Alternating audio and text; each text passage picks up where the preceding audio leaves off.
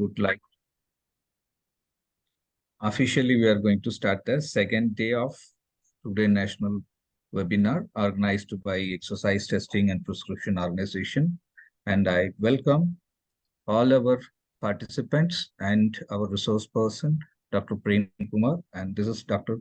Chandramohan, founder, ExRxIndia. Over to Dr. Prem Kumar. Yes. Thank you very much, sir. And very good evening to all the participants present here. So as just now sir was mentioning that if we have any queries related to yesterday's seminar, which was on research writing process and how to write a research paper. So if there is any query, we can have a discussion for maybe 3-4 minutes or 5 minutes we can give to that. So you can unmute yourself and you can discuss. You can ask me some questions if it is there. Or if you want, you can type in chat as well. If no doubts, kindly write no doubt so that we can move on to today's session.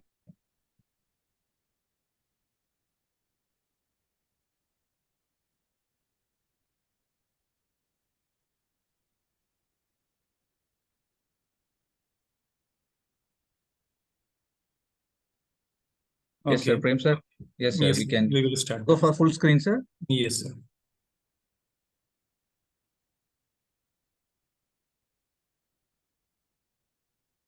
Yeah.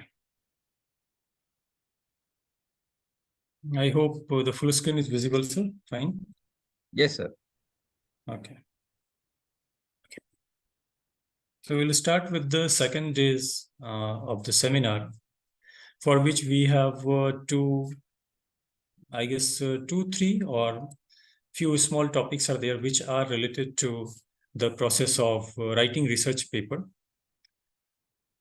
When we think yesterday, as we have discussed that what are the different components or what are the different segments of a research paper, and we have seen each component we have taken one by one, and we have seen what are the features. Regarding yesterday's seminar, I have also provided some resource material which I had referred. I have also referred few websites for which I have not given in the web link in the WhatsApp group that I will provide later. So you will see that we have all these papers which are especially focusing upon one segment of the research paper. So likewise, if you search seriously in Scopus Index or Web of Science or Google Scholar, you will find many papers which are available and which have been written by the authors, especially on one segment of the research paper. So with that, we can understand that how important it is, or if we want to learn, how much we can learn. But as I say that, as we understand that we all have our human capacity or intellectual capacity, it's not feasible to include each and everything. Sometimes it may not be possible also to include each and everything, or it may not be applicable in our research paper.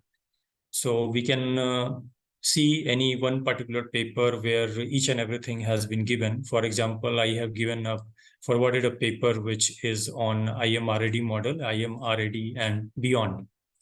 Next, I have also given one paper which I had written. It's not published in a very good journal, but this journal is coming from a very well institution where I have published it, and which is only peer reviewed. It's not indexed in very good journals, but it has given me good citations.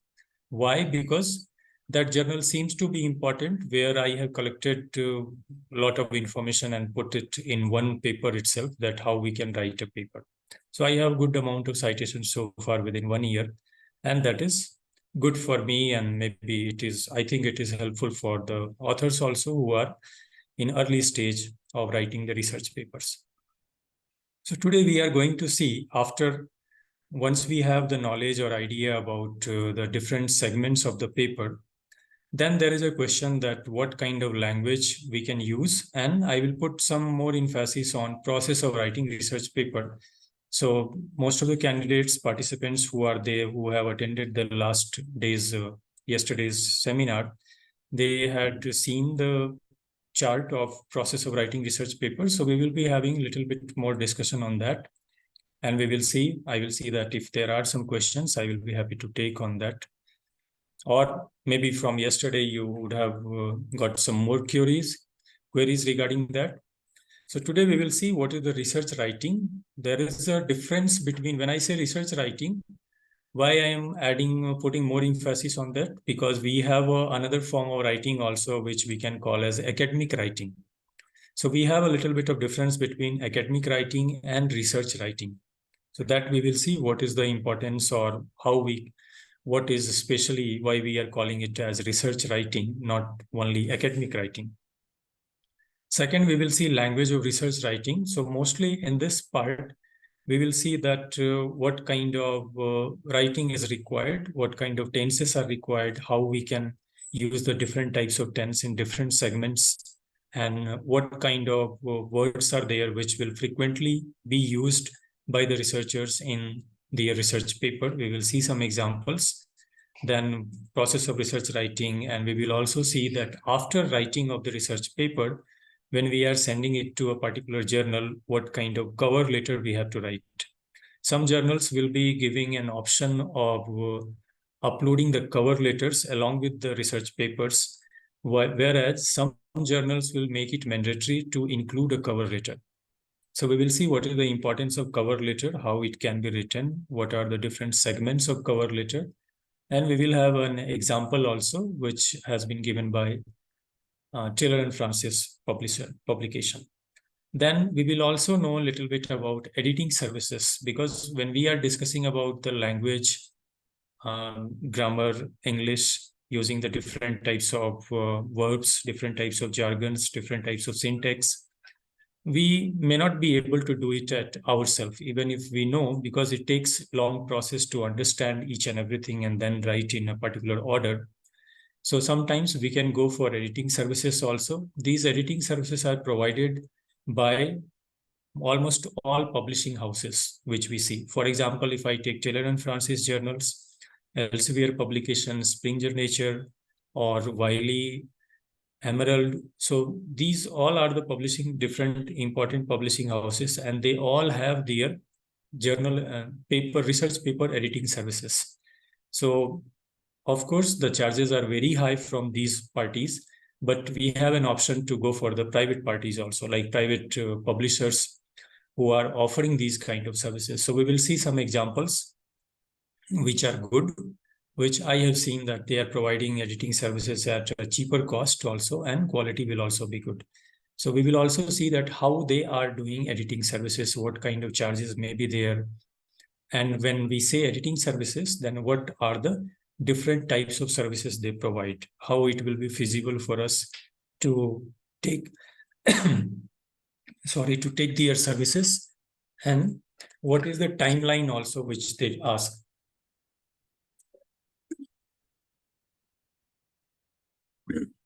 So starting with research writing, yesterday we have discussed basically three types of research papers.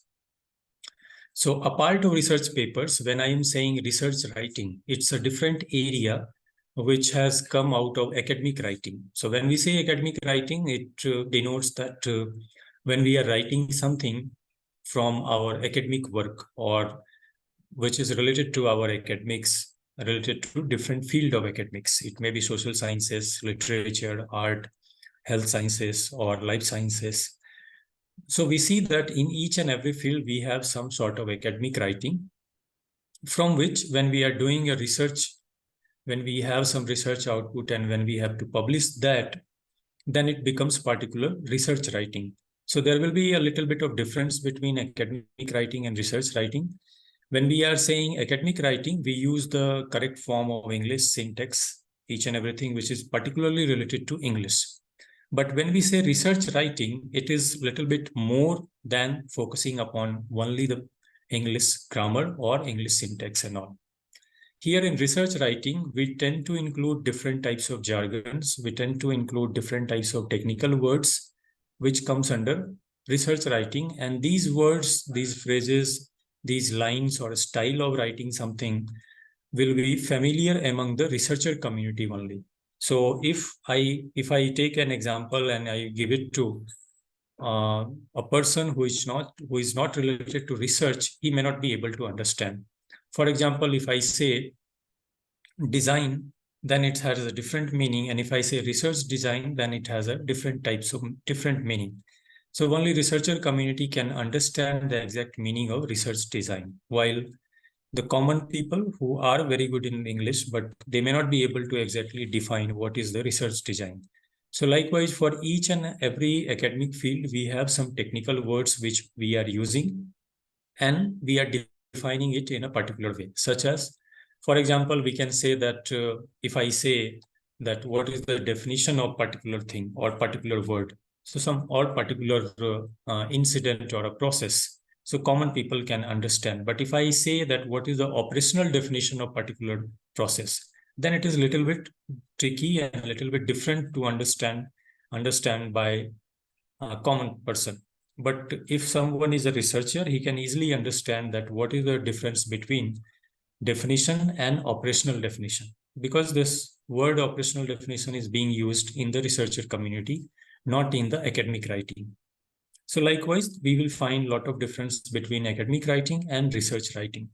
So we can say that research writing has come from academic writing, which is having some technical words where we have some technical jargons, and we have particular wordings or particular phrases which are common or which are known among the research community only. Basically, we use it during the research purpose. So now in this research writing, if we take example that what type of research writing may be. So it may be a chapter when we are writing something out of our research work and we are going to publish it as a book chapter. So for formatting of book chapter will be different. Formatting and maybe some types of sections may be different for the research paper. But most of the time, whatever section we have studied in the research papers, it will be similar to the chapters also. Only thing, there may be difference in word count. So if we talk about the major publishers such as Springer, Taylor and Francis and Elsevier and all, if you see the call for book chapters from these publication houses, number of words will be higher. It will be at least 9,000 words. But if we say about, if we think about these different types of journals coming from these publishing houses, their word limit may starts from 5,000 also, 5,000 to 7,000. Some journals may ask for 5 to 9,000 from the same publisher. But for most of the publishing houses, book chapter call is there, then we will see that they are asking for around 9,000 word limit. So that is a difference between research paper and the chapters in sense of the word limit. But other things may be similar. Other things mostly will be similar, different sections and subsections. And writing style will also be same. There is no difference in writing style, or there is no difference in providing any information inside each and every section, such as introduction, the way introduction we are writing for a research paper, similar way we have to write for the book chapters also. There will be no difference. Second, we have example of essays or case studies, which we can write and we can get it published also. There are many journals which may be focusing mostly on case studies, or they may give a particular issue in which there is a call for case studies only. Then we have research articles, which we have seen different types of research article. Yesterday we have seen like qualitative, quantitative, or survey-based articles we have seen. Then we have seen review articles or exploratory articles may be there, experimental-based articles. These are the different types of research articles. Then there is a section of technical reports that can also be published in different types of journals. Technical reports means, suppose if we are working on a particular method, if we are developing a particular process where technical issues are more, or we are using different types of machines, or we are having different types of laboratory work. So what is the criteria? What are the different values? What are the different values related to chemical components? So these things alone can be published in technical reports. So these technical reports are highly intellectual reports, which are meant for only specialized people or only expert persons. This is not available, or this is not useful for a common researcher even in the same area. because technical reports will be having very crisp report, and it will mostly discuss about the hardcore process of a particular thing, or how technology can be used, how a particular process has been developed. So publishing and reading technical reports will be useful for highly skilled researchers in their own area. Then we have annotated bibliographies.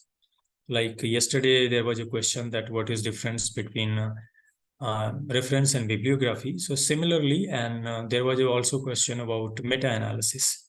So related to meta-analysis, we have a bibliographic research papers also, in which we study about most of the citations related to particular paper in particular area, so that we can publish. We can also publish the thesis.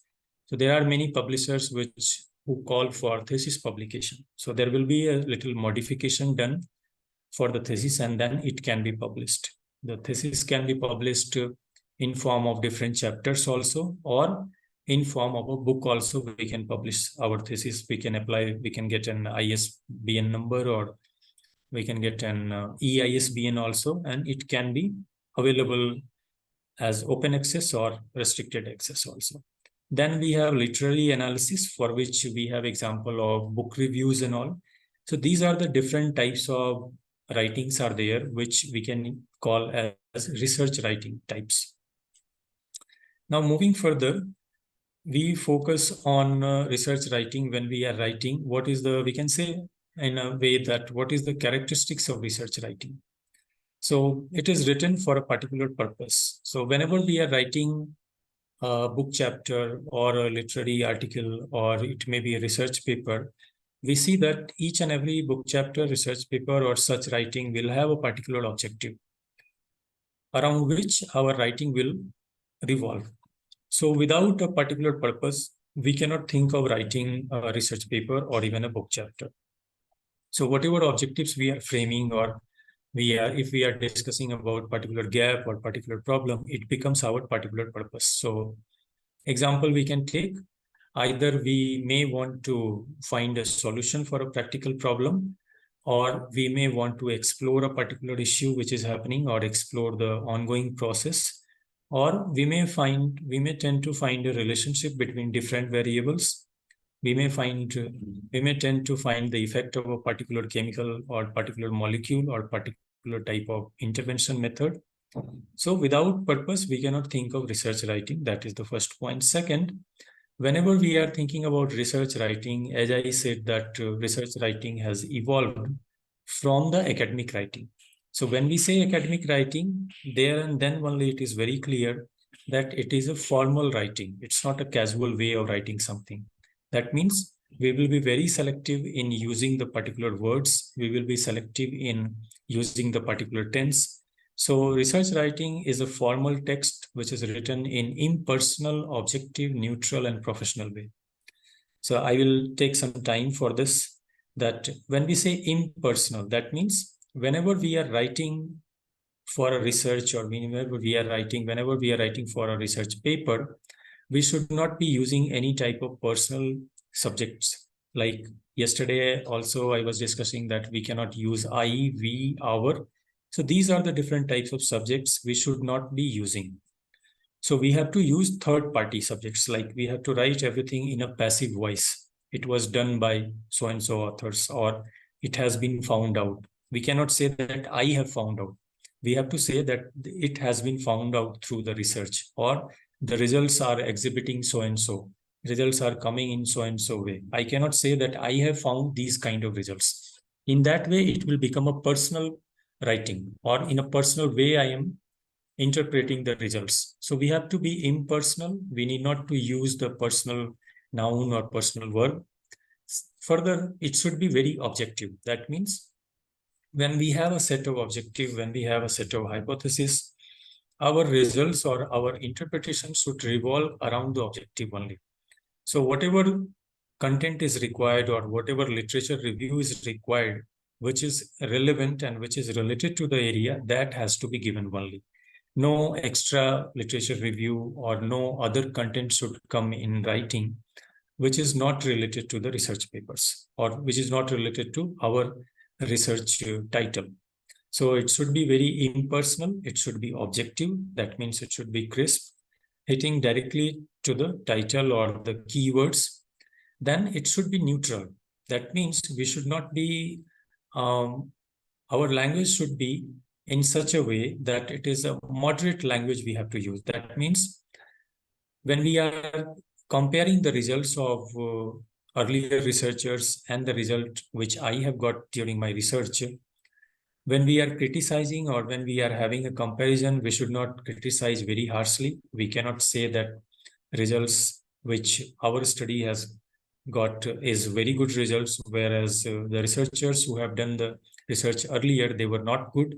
So these kind of statements we need not to make. So we should be very neutral and we should give a logic about these things.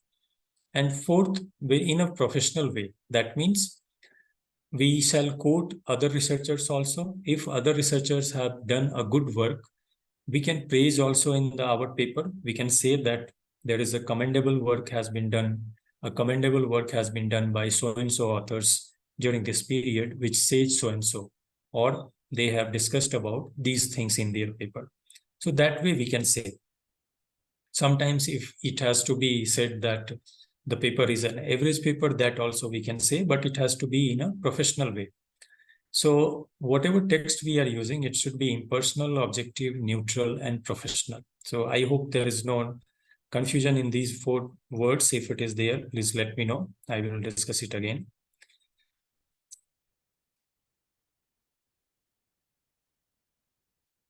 Next, it is meant for a specific group of people or readers. So as I said that there is a good difference between academic writing and research writing. I also said that when I say research writing, when we use this word, we tend to include different types of words, technical jargons or technical terms, which is famous among the researcher community only, not among the academic community. So it is not meant for the common people to read. So whenever we are writing something, it is supposed to be read by particular group of people who are related to the research and specifically to the particular academics. So suppose if I am writing a paper in life sciences, I am publishing, then I will not expect that any person from social science will read this paper until unless there is some commonality. So if we see some papers which are written in health sciences, but they will focus more upon research methodology, then it can be used by the other discipline researchers also. Or in fact, if we see the very best research papers which are focusing upon research methodology, most of the development in research methodology has been done in research areas like nursing and healthcare. From there, social sciences has adopted these research method.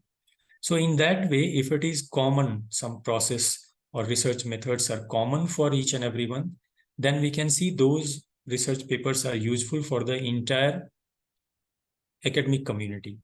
But most of the time, when we are specific about the title or specific about the area, it is meant for a specific group of people to be read by them. So we have a specific group. It is very much applicable or required when we are focusing upon particular journal. As yesterday I was discussing that when we are selecting a journal for publication, we should go through their aims and scope. So what does it mean? Basically, when we read the aims and scope, we get an idea that what this journal want or what is the objective of this journal, what kind of papers they are accepting or what kind of, in which areas they are accepting the papers. That means this journal is being circulated in those particular type of institutions where most of the research is happening in this same area. So that is why you will see some journals are having their names also geography wise, such as Asian Journal of so-and-so. So if you see these kind of journals, they will publish most of the papers which are done in Asian context. If it is from different continent, they may not be accepting, they may not prefer, because the journal distribution is in most of the universities which are in Asian continent. So likewise, when we are searching for the journal, we have to think that we have to see that who are the readers of this journal, what is the circulation of particular journal, because whenever we write something, it is focused towards a particular specific group of people or readers. So that is another criteria of research writing. then it is exclusively used by a specific set of researcher group which may not sound familiar to ordinary person. That means there is a lot of difference between the language which we use for academic and research writing. So whenever we say research writing, it is meant for a particular researcher group which is used by them for their studies. So for example, if suppose I am writing a research paper in maybe management or healthcare or social sciences, then there are many students who are studying these areas. They may be in graduation, they may be in masters. Along with that, there are researcher community also, such as PhD scholars, some people, some students who are working on projects or who are doing their independent research work. So out of these, our research writing is specifically meant for the people who are involved in research. It may not be suitable for the undergraduate students. It may not be suitable for the master's students until unless they want to gain more knowledge or they want to go towards research in their specific field. Because research writing will have a narrow focus, and in research writing, we focus upon particular issue in each and every field. Whereas when we are writing, we may focus upon large area, but in research writing, we have a particular small topic around which we are writing. So it is specific set, it is read by the specific people and specific researcher group can use it. So that these are the few characteristics of research writing about which we tend to write. Now we will move on to the language in research writing. So here I have given different types of information that what kind of language we can use when it comes to English specifically, and what kind of tenses are required in different sections or wherever I can use. We have different types of examples also, which we will see.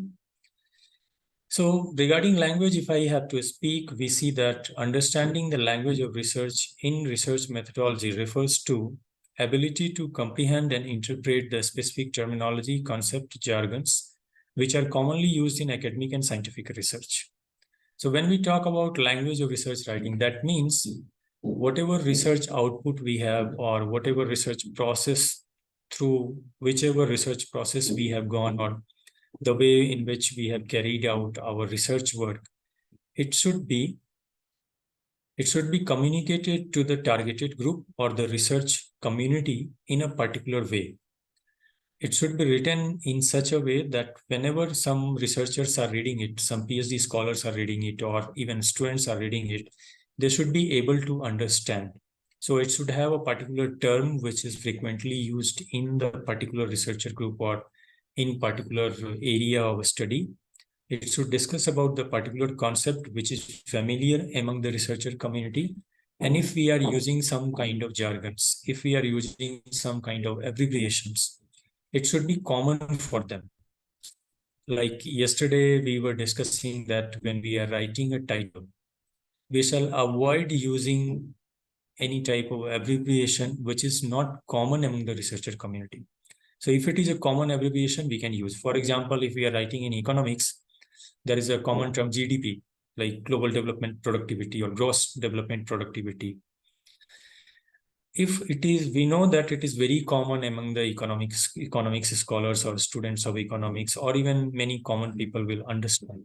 So in that way, we can use the GDP in our title. But if we know that there is a particular jargon or abbreviation which is less common among the researcher community, we shall avoid it. So we have to focus upon these jargons and technical words specifically, and we have to pick it very wisely. Then we see that research involves a precise and structured language also. As yesterday we have seen that for each and every research writing or research paper, we have a particular format given, or we have a structure which we have to follow, like starting from title to the end of the references. Each and everything is fixed for most of the journals. In some journals, they may ask to include a specific section of literature review, as I said yesterday. In some journals, they may not be asking a specific section of literature review. Starting from title, abstract, keywords, introduction, methods, results, conclusion, discussion, conclusion, acknowledgement, and references. In that way, we can complete. So there is a particular structure in which we have to write the content, we have to offer the content very precisely. That means it should be very objective, it should be very much professional, and it should be very much correct from the part of English grammar or syntax, which will allow the researchers to communicate their findings effectively. So using this structured way, using the precise and objective content, we shall be able to communicate correctly about the findings or the result of the research. And it should make a very clear understanding of our work. There should not be any point or scope of confusion. For example, if we are saying sometimes it happens that whenever we are writing a research paper, we will never use the word like etc. or etc. Because when we write etc. or when we write so on, or when we write others, these are the areas which give ample scope to think anything. When we are writing something in research, we have to give clear name, we have to give the clear figure, we have to give the clear digits or the values. We cannot say that so and so. We cannot say etc. We cannot say these are the results and others, or it will be applicable for other respondents. So who are the other respondents? We don't know. We are not declaring. So it's a wrong method.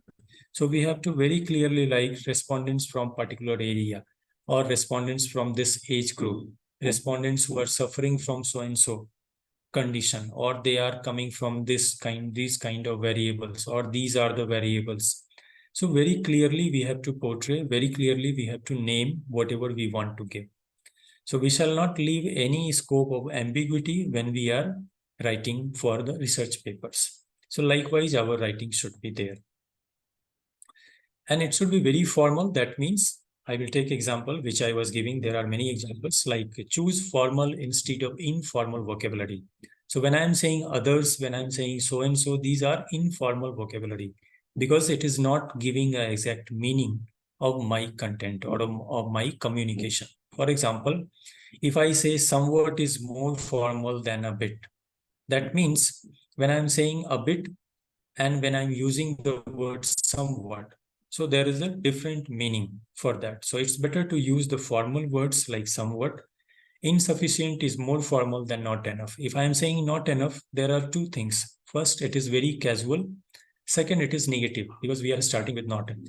But at the place of not enough, when we are saying insufficient, so it becomes a technical word. It becomes a word which is not so casual as not enough is.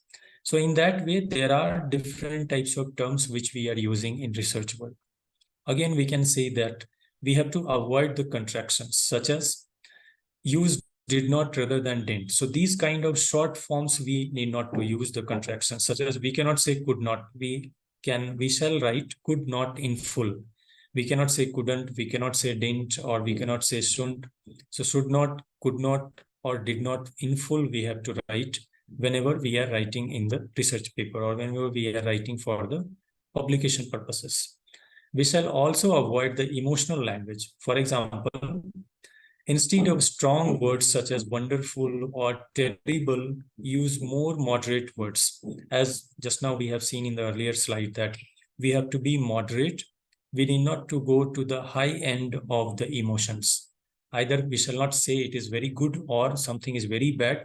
We have to choose the moderate path, such as using the words such as helpful or problematic.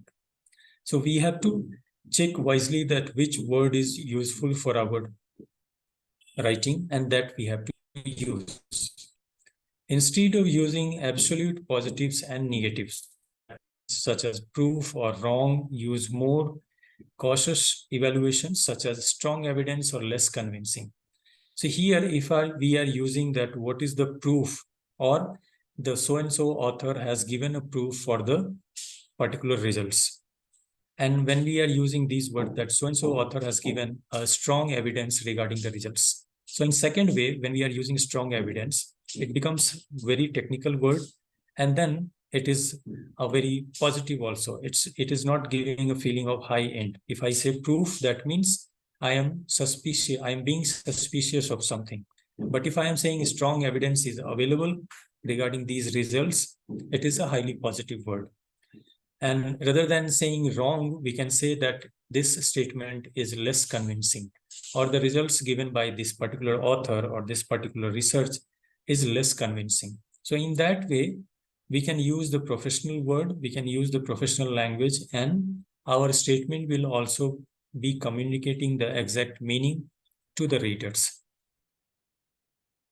So these are the few things which we can understand under formal languages. So if you go and search on internet also, there are plenty of books available, plenty of web resources are available also, where you will see a list of these kind of words, that rather than proof, we can use the strong evidence. Rather than saying the wrong, we can say that it is less convincing. So these kind of words are, a lot of words are available, which we can note, or we can have a repository of that. And and when we start using these kind of words, we can remember also. It's not necessary to remember, or whenever we are writing a research paper, we can go to these repository and we can take these words, we can make use of it. Sometimes these kind of words are used mostly in literature review section also. Like you would have seen, or you would have struggled maybe when you are writing a review for a research paper. Suppose you have read a research paper, and now there is a time that after reading, you have to write the review for a research paper, especially during doing PhD or during writing the research papers. So you would wonder that how shall I start? We shall start as the author has stated, or so-and-so author has found, or so-and-so research work. How shall we start? So these are the different types of languages which we can use. We will see some examples also. So you can find a lot of words over internet. We have some books, web resources where we can make collection and we can use while writing the research papers. Now, when I said that the language should be very objective, that means it requires to be objective and impersonal, not mentioning the personal feelings. Often we may still have to present our opinion.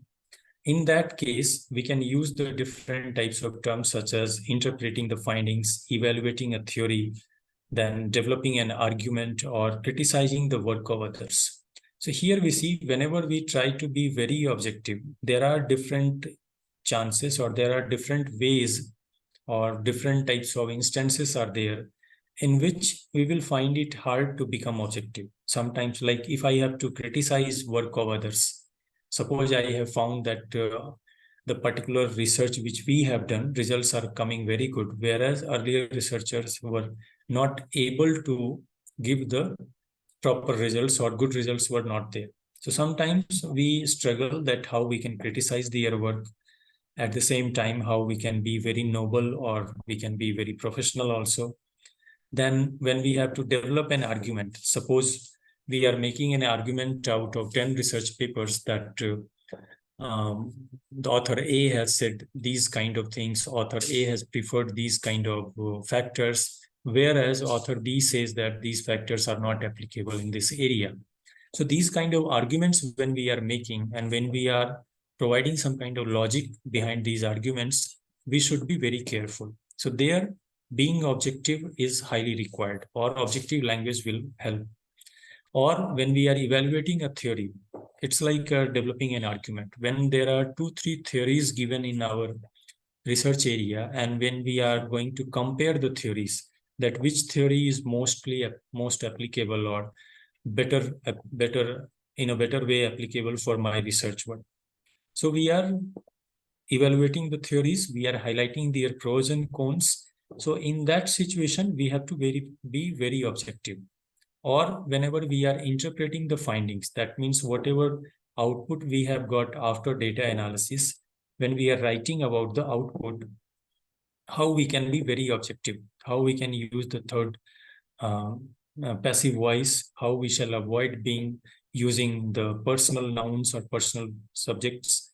So these things will help in these areas, especially when we are doing these 4-5 things. We have to be very cautious that our language should be highly objective. We should not deviate from this.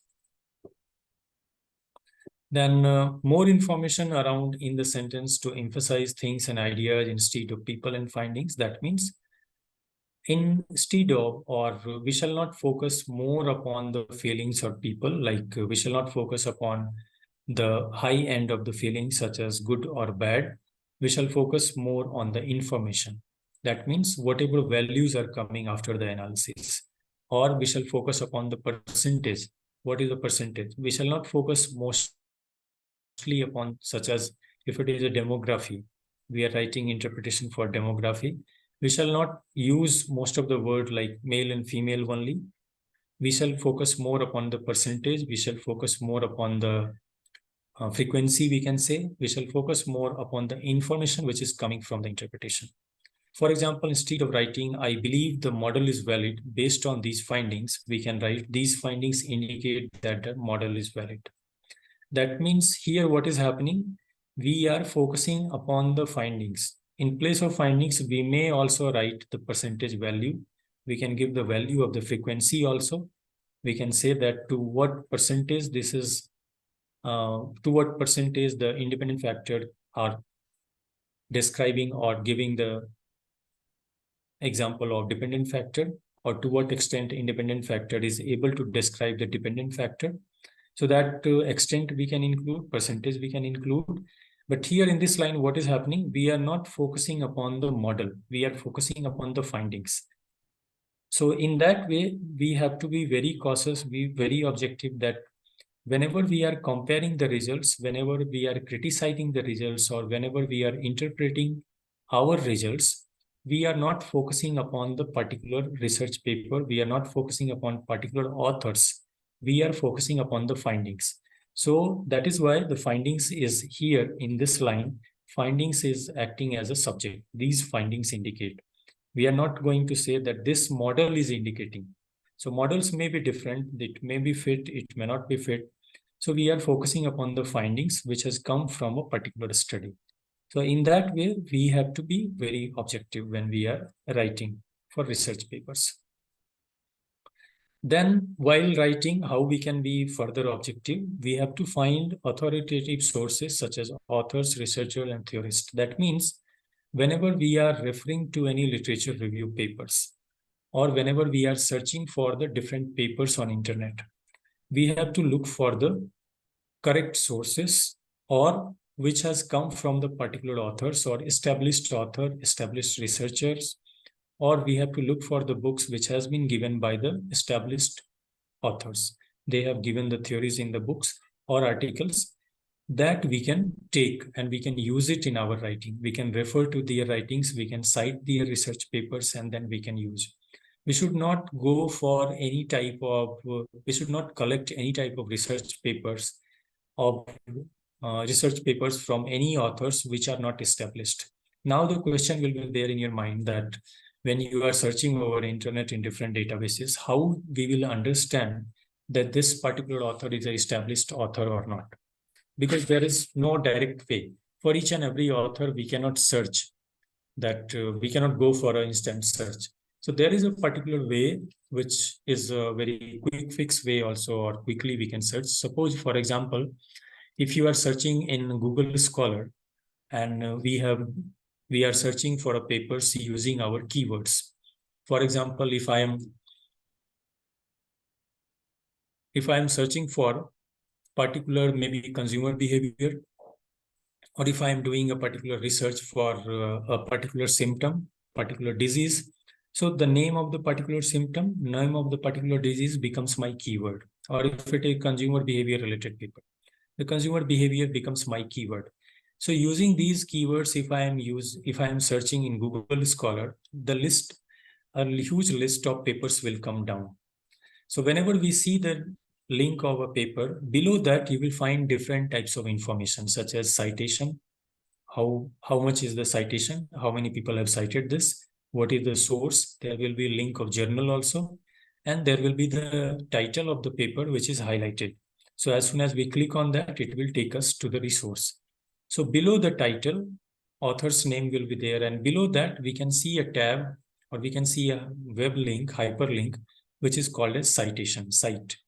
So there it will be very clearly written that how many people have cited. So as and when, there is no fixed rule, but with my experience, I can say that those articles for which we see that citation is around 50, that are considered to be good articles, good enough. If we see that citation is more than 100, more than 150, more than 150, or if it is well and if it is 250, 500, 600 citation, that is well and good. So starting from around 100 citations, we can pick those papers. That means it means that that particular paper has been used by 100 researchers in their research work. So that is the called the citations. So those kind of papers, we can understand this may be of good quality, and authors may be a reputed author. They may be from good institutions, or they would have written other good papers. So these kind of papers we can check. So as what I do, if I have to write a research paper, if I see that particular research paper have been cited by less than 50 authors, I will not even open it, because I have understanding from my experience that if it is a citation less than 50, it may not be a very good paper. But then second criteria is that after citation, I can also look for the particular journal, that in which journal it has been published. If I see that paper has been published, suppose in 2022, it has only 20 citations, but it is published in Francis and Taylor, it is published in Springer Nature, then certainly this paper will be good. It is just a matter of time that it will have more citations, because we see that this paper has been published in 2022 only. So within 1 year, if it is getting 10, 15 citations, and if it is coming from a reputed publishing house, then this paper must have quality. So in that way, we can check. We can understand that it is coming from good researchers and they are established researchers. Likewise, we can go for books also. For books also, if it is coming under Google Scholar or any other, if we search in Web of Science, we search in Scopus also, there also we can see what is the citation given by the other researchers, how many citations are there, and then we can select those papers. So here we can see that there are different types of methods through which we can be objective. We can search the papers, we can look for the good authors also. Further, we will see that how technical language will be helpful. So as well as using the formal language, we also need to write technically. As we have discussed just now, that when we are talking about research writing, it becomes a little bit technical in comparison to the academic writing. So in research writing, in every field, we have some particular technical words which are used commonly by the researchers in that technical field. And if I talk about technical words related to research, there are like research design, compare, contrast. So these are the technical words. Or if I say sampling, data, these are becoming technical words. So likewise, there are particular technical words which is related to particular type of treatment, particular type of intervention, particular type of analysis tools. So these technical words need to be used by the researcher in their research paper. We cannot avoid it. We should not avoid it, because when we use technical words specific to our area, it becomes more professional. It looks more professional. Writing will be enhanced, and we can easily get our papers accepted in different and in good quality journals. The reviewers, when they review the paper, they also see these things, that how well we are objective in writing, what sort of technical words we have used, whether it is good technical words or not, whether what kind of abbreviations we have used. They will focus upon these areas as well. It also means that we need to develop a large vocabulary for the concepts specific to the discipline or specialization we are writing for. That means we need to collect a vocabulary, we need to develop also. So developing the vocabulary will certainly take some time, as in when we get experience from writing one research paper to second, we will develop our vocabulary. So whatever vocabulary at present I am knowing, it was not the same condition when I was writing my first research paper. And it will be same for most of the students, most of the faculties and researchers also. So first of all, we can collect these vocabularies. As I was saying, that different formats are there, different types of words are there. So there's that vocabulary is available in different sources that we can collect as per our area, and we can keep it. Whenever we are writing something, we can refer that particular vocabulary which I want to use, it's available in the repository or not. If it is there, we can use. And slowly we will remember those kind of vocabulary, and then easily we can write at our own also after some time. So in this way, we can be very technical. And there are common things which we need to follow when we are writing the research papers, such as avoiding use of personal noun, which we have already discussed, that never ever in the sentence we can use the I, you, we, these kind of things we shall not be using. We have to always focus upon third person addressing. That means authors have found, they have discussed, we can say further. Suppose when we are writing a review for a research paper, we start with the author's name, that Mr. A, Mr. X, so-and-so date has proposed these kind of things, or they have studied, they have carried out a study in so-and-so setting. Further, we can use the, they have discussed so-and-so, they have brought or they have achieved these kind of results. So in that way, third person addressing should be there. In choosing the active and passive voice, we shall always choose the passive voice. We cannot choose the active voice. That means he has done, we cannot say that author has done. We always need to say that this process has been adopted by so-and-so authors. In that way, it will be more emphatic. So wherever it is possible, we shall use the passive voice of sentence, not the active voice of sentence. And then we should be very careful when we are using the particular sentences. So sometimes you might be surprised, or we all have wondered that when we are writing literature review or abstract, whether we shall use the present tense or past tense, whether we can say that authors have done this research, authors did this research, or authors have done, or authors do this kind of research. So what would be the correct form of tense? That also we will see later. Then we should be very straightforward. We shall be very objective. We shall not deviate from the content, and we shall not include extra content. Then we have to avoid the biased wordings. Any type of word which is giving two different meaning, which is also called as double barrel sentence or double barrel word. That means it gives ample scope to the reader to think about either positive or negative. So it depends upon their mentality, their understanding. So there we have to be very careful. We shall not use any type of biased word, or some words which have different meaning in different culture. That also need not to be used. Because when we are writing a research paper, we are writing for a researcher community. That researcher or reader may come from India, that he or she may be from any other country where culture is different. So suppose if we are using a particular word which is having different meaning in different culture, somewhere it may be not suitable to read, or may give some different types of meaning. So these kind of words should not be used. Then discipline-specific terminology we have to use. So there are different types of terms which are specifically used in one particular type of discipline or academics. So that has to be followed. We should not use any term which is used in health sciences or which is used in like life sciences.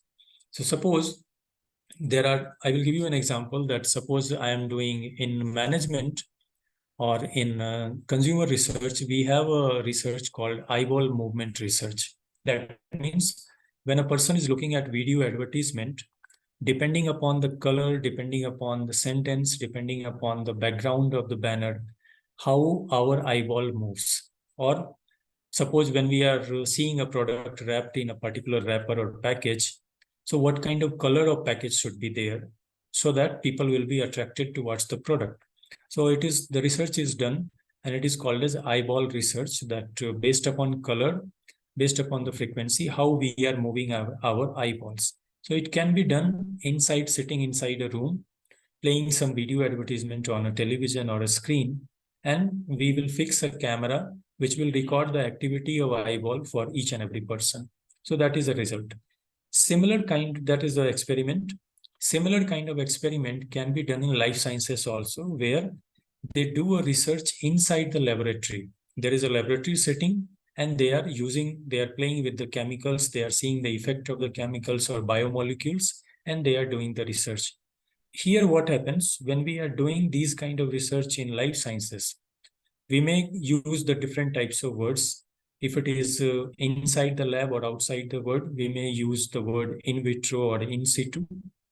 But at the same time, these two technical words are used by the life science researchers. We cannot use these two terms in management or social science research.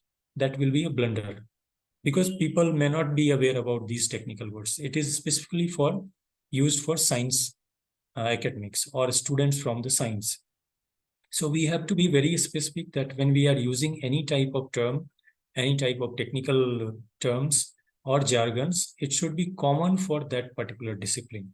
We cannot directly borrow anything from other discipline. Then we have to use the formal words. As I said, there may be n number of formal words which we may be using. So we cannot prepare an exhaustive list. For when we are saying that so and so author has conducted, we cannot say. We can say will be more formal, or this particular research has been carried out by so and so author in so and so year, like that we can say. Rather than using the discovered word, we have to say find. They have found out, or Mr. X or X and A and B has found out. We cannot say A and B has discovered it. That will be a difference. That will not be very professional, or that will not be very good. Or suppose if we have to say that so and so has investigated. So rather than using the investigate word, we can say that they have looked into this, or they have looked into this and they have found so and so results. So these are the different examples of using formal words. Then there is a diction also, that means choice of words. Suppose if I have to say that somebody is walking quickly, somebody is making a movement very quickly, sometimes we may use the terms like in a speedy way. So it takes more number of words also, and it gives a similar type of meaning also. So rather than going for more number of words to communicate to the researcher community, if there is a single word available for that phrase, we can always use the single word. So rather than saying that in a speedy way, we can say quickly. Rather than saying various methods adopted, we can say clearly what are the methods given. Because when I am saying that various methods, various type of respondents, there is a lot of ambiguity. There is no clear idea behind what type of respondents were there, or what was the particular age group. If I say that various age groups of respondents have participated in the research, then there is no clarity between about the researchers, about the respondents' age group. So rather than saying this, we have to give the clear idea about the particular research age group. So these are the few things which we can understand while writing. Now we will see some examples of tense, that what kind of tense we can use when we have to quote a particular thing, or when we have to discuss about particular event. So for example, this is the very beginning, that whenever we are writing something, we have to start with the authors, or we have to say about the work done. That means if somebody has done some work completed, how we can say. We can use the terms like collected, we collected the blood samples from, or if we have to say, then we can use it with the author's name. We can start that so-and-so has determined the growth rate of, or consequently astronomers decided to rename. So if we are saying about the work done, we shall always use the past tense. So these are the few examples of past tense in which we can quote the work done. If we have to discuss about the work reported, such as somebody has reported their work, suppose, or if we want to say about some particular authors who have completed their work earlier, and then we are reporting their work in our research paper. So in that way, it shall be reported always in past tense. For example, Januszewski reported a similar growth rate, or in 2009, so-and-so has published, so-and-so has observed, so-and-so has found out, not discovered, so-and-so has looked into. So these kind of words we have to use, or this kind past tense we have to use for the for reporting the particular type of research work which has been done earlier. Or suppose if we have some observations through the research paper. In that way also, if we are making an argument, if we are going to compare the two works which we have observed coming from different researchers, in that way also, we have to use the past tense. For example, the mice in group A developed on an average twice as much of the group B. So if we are comparing here, or if we are making argument, taking help of 2 or 3 different types of authors, always we have to use the past tense. So these are the few common examples which when we are discussing about the work done, when we are reporting any earlier research, or when we are making any observation, when we are making any argument, we have to always do it in past tense. Second is the case of present tense. So we will see that whenever we are discussing about the general truths, such as if we are saying that sun sets in west, sun rises from the east. So these are the general truths, or we can say universal truth, which is applicable around the globe. Or we can, if we see some general truths among the researcher community. So for example, if we say that p-value is 0.05, so everywhere we need not to write that p-value of 0.05 is considered good. We can straight away go with the p-value what we have received. Suppose if it is less than 0.5, we can say that okay, it is supporting. If it is more than 0.5, easily we can say not supporting. We can quote the value only. Everywhere we need not to mention that since p-value is less than 0.05, since p-value is more than 0.05. We need not to say, because it is a general truth, it is a universal case, universal information in researcher community that if p-value is being considered, always it should be the p-value 0.05 will be taken in most of the cases. In some cases, it may be here and there, depending upon the high accuracy of results, but in most of the cases, 0.05 will be considered as a reference point. So, or likewise in life sciences, if there is different types of general truths, such as Reynolds numbers provides some measure of smoking increases the risk of coronary heart disease for health sciences, we can see that these are the general facts. So for these things, we have to use the present tense always. We cannot use the past tense or neither the future tense also. So always we have to take care whenever we are presenting universal information, general truths, we have to present it in present tense. We have to write present tense. Then there are some atemporal facts also, such as this paper presents the results of, or section 1 3.1 explains. Suppose we have done the completed data analysis, and we have given a particular table. So if we are referring to the particular table which has been given in the research paper, we will use the present tense. We will say that the figure number so and so reveals that, or table number so and so states that. So here we are using the present tense. We will not use past or future tense. Or if we are discussing about some fact that Behoud's 1969 paper provides a framework. So here what we are saying, we are discussing about a framework which we are adopting. So in that way, we can use the present tense. So there are a few areas in which we will always use the present tense. We cannot use the past or future tense. So these are the two common examples which will come in present tense. We will also see about different sections also where we are using different types of tense formats. Now there are some requirements. When we are writing, we have to use the future tense. So these are used, future tense is used at very limited places in writing the research papers. For example, when we are writing about future implications.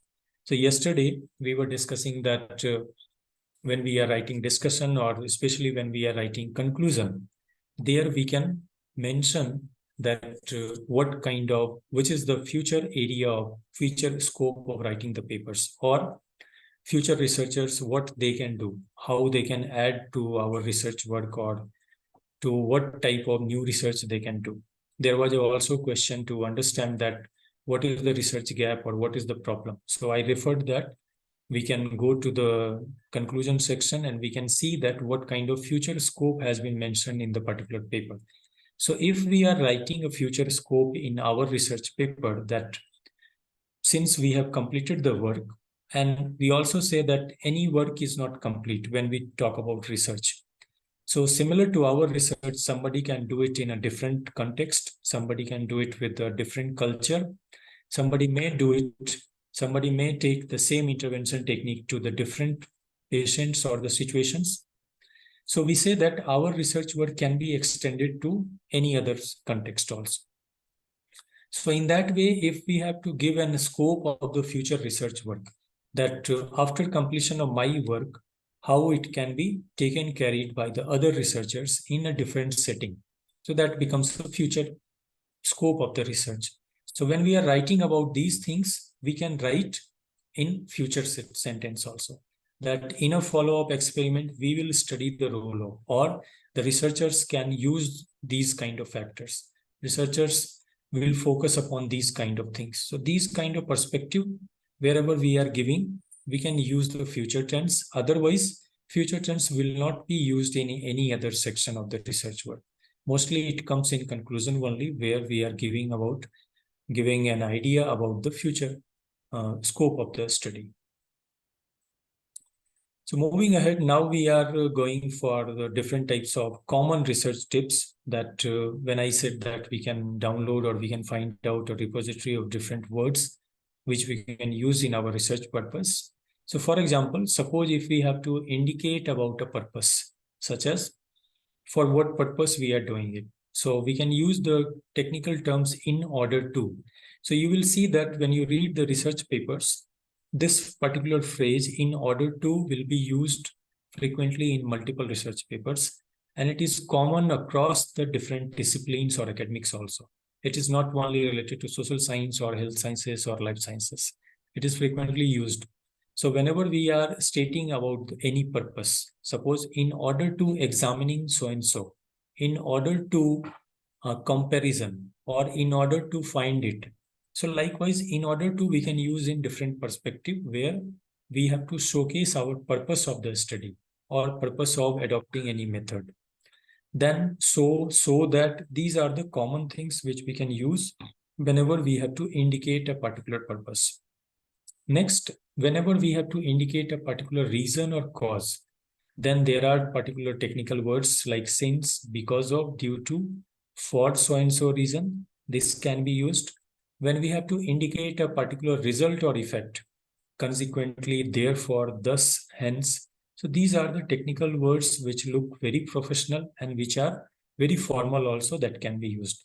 Suppose if we have to indicate about more information, or we have to provide some extra information about the results. So we can always use in addition to this, or furthermore, therefore, besides this, moreover. So these are the technical words which we can use, and we can add to the results, or we can give some extra information about the results.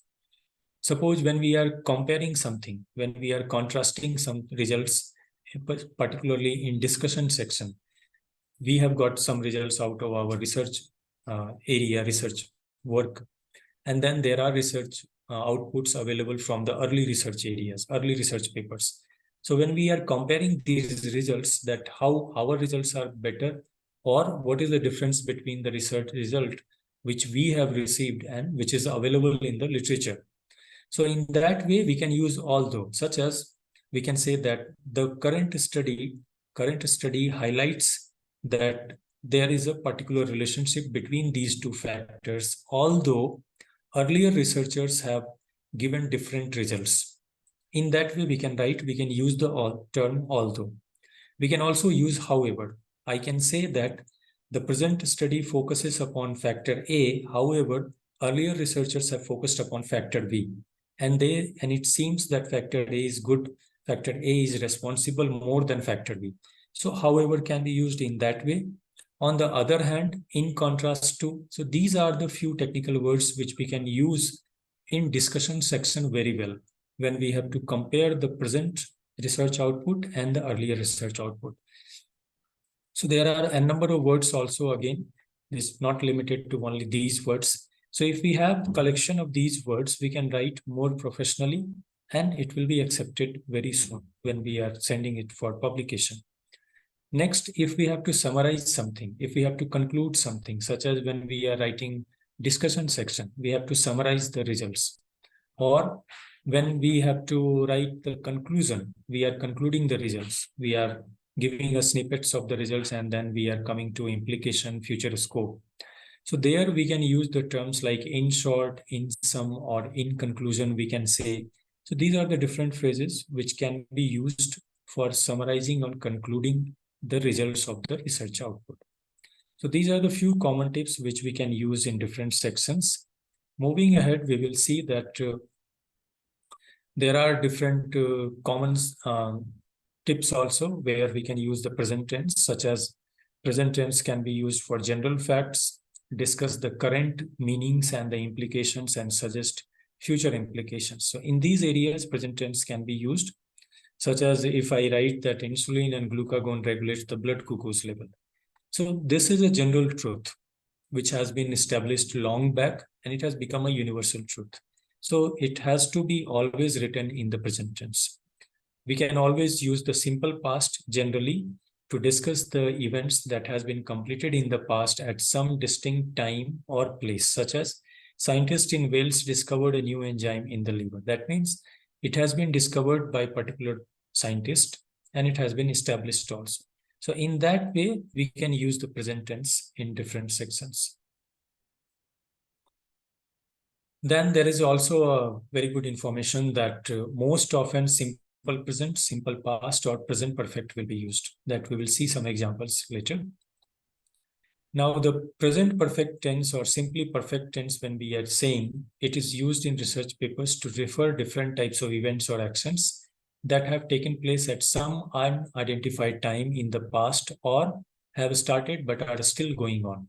So this is the common form of sentence, common form of tense, which we are using while writing the literature review or while writing under the discussion section. That means, for example, until recently, researchers have analyzed.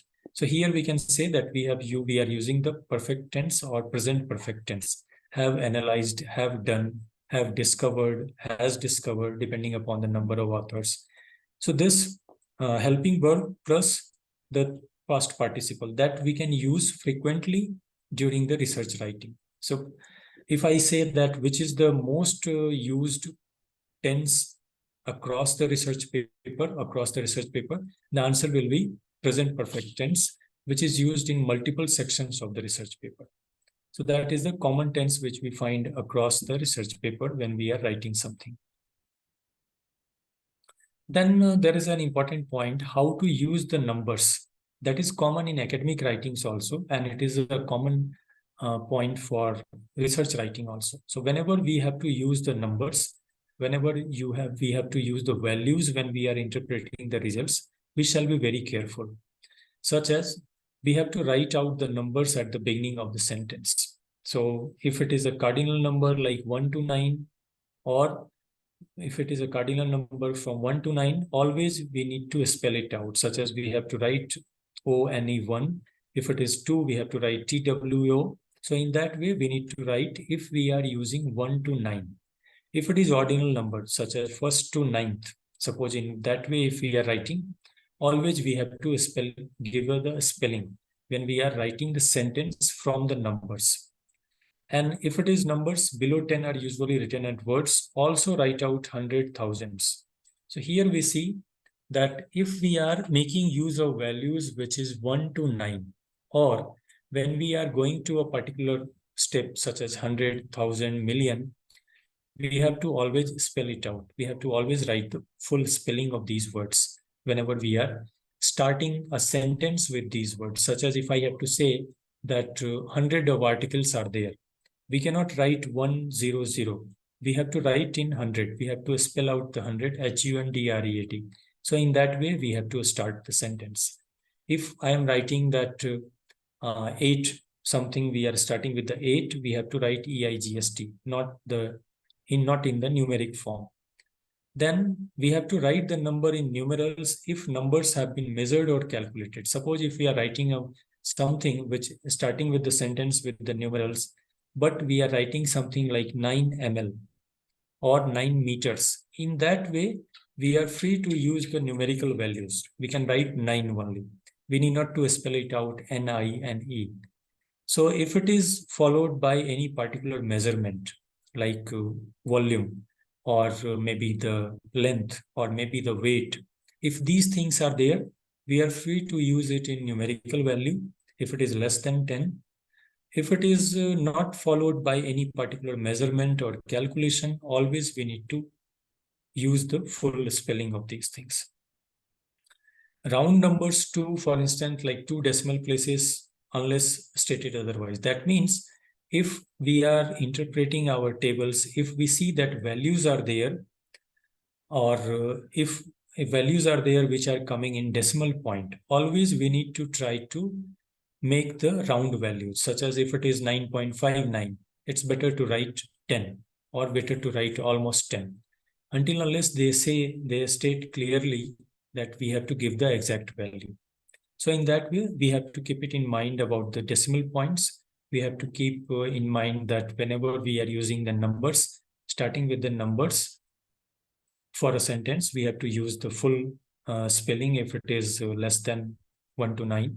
If it is suffixed by particular calculation, such as volume, maybe the weight, or maybe the length, in that case, we can use the numerical values if it is less than 10. If it is more than 10, we are free to use the particular numerical value, such as 11, 12, we can use as 1, 2, 1, 1, like that we can write. We need not to spell it out. If it is less than 10, then we have to be very careful. So here we can use the terms like 3 micro volume, 3rd October. If it is date and time, then also we can write it 3. If we are talking about figures and other items, such as there may be some figures, there may be some charts in the research paper. In that way, we can write figure 3, figure 4 likewise. Or if we are discussing about the dates, for consistency, when these numbers are mixed with large numbers, such as series of 3, 7, and 24 experiments. So suppose when we are talking about different figures, suppose there are maybe multiple figures in our research paper, and we are talking about the figure 1, figure 2, and figure 12. So in that way, 12 can also be written in numerical values 1, 2. As I have told you in earlier slide, that when it is more than 10, we are free to write like more in numerical values. But if it is less than 10, we have to write 3, 7 only, or in numerical values only. So if there is a consistency, these all things can be given in the numerical value like 3, 7, and 24. Otherwise, there will be a problem. We have to write in full. We have to spell out the 3 and 7 if we are alone talking about 3 and 7. If it is in a series, all the numerical values can be in numerical value. We need not to spell it out. That further we see use the words for numbers above 10 if these numbers are coming at the beginning of sentence, such as 2008 was a challenging year, or if it is more than 10 starting with the sentence, then we have to write it in spelling. As an alternative, we can rephrase the sentence to avoid the issues altogether, such as the year 2008 we can write if we are using the particular digit in between a sentence. So in that way, we have to be careful that what is the numerical value which we are using. Either we are starting the sentence with the numerical value, or we are putting up the numerical value in between the sentence. Now we will see that sometimes there are some APA guidelines also given that how we have to use the particular section. So usually we use the past tense for the literature review. So across the past tense, across the literature review, introduction, and some implications or discussion, we can use the past tense. Such as whenever we are writing literature review, we can start with the past tense, such as so-and-so have presented, so-and-so have discovered, so-and-so have looked into, or these results have been found. So likewise, we can use the past tense in literature review. In introduction also, when we are setting a context, when we are giving some idea about the earlier research which has happened. So in that way, we can always use the past tense. Now, it's a collection of different types of tense which can be used in different section of the article, such as when we are writing abstract. So while writing the abstract, we can use the simple past, we can use the present tense, we can use the present perfect also. For example, we can say that when we are starting with the abstract, yesterday I have discussed that in the first or second line of abstract, we have to give introduction. We have to give the current status about the title. So current status means either we are discussing about the present scenario about the problem, present scenario about the gap, or we are maybe discussing about the present data which is available related to the topic. So we can say that so-and-so data says, or the current report, or the report given by Government of India says that, or this is the particular situation. So in that way, we can use the present tense. We can always use the present perfect, such as moving ahead from the introduction, we have to discuss about the problem or the gap. So we can say that so-and-so author have stated, so-and-so results have been given, or so-and-so author says that. So present tense and present perfect both can be used in the abstract, but we cannot use the past and future tense. That we have to be careful. When we are coming down to introduction, we can use the present tense, simple past, present perfect. We can use no future tense will come. When we are writing literature review, simple past and present tense will come when we are making a comparison only, not in other sentences. Then when we are writing a method section, we can always use present tense and present past tense also. Present tense can be used for describing the tables and figures. As I said that when we are discussing about the tables and figures which we have given in the research paper, we can say that figure 3 says, or when we refer figure or particular table, table number 4 states that, table number 4 interprets so and so. So in that way, we can use the present tense when we are using. Otherwise, most of the past tense. When we are discussing about the results, we have the past tense, present tense both. When we are writing in discussion section, simple past will be used for summarizing the literature review.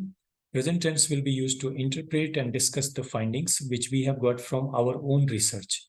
So if we are summarizing the research papers, or if we are summarizing the results of earlier research, we will use the simple past in the discussion section. When we are summarizing our own results in discussion section, we shall be using the present tense to interpret the things.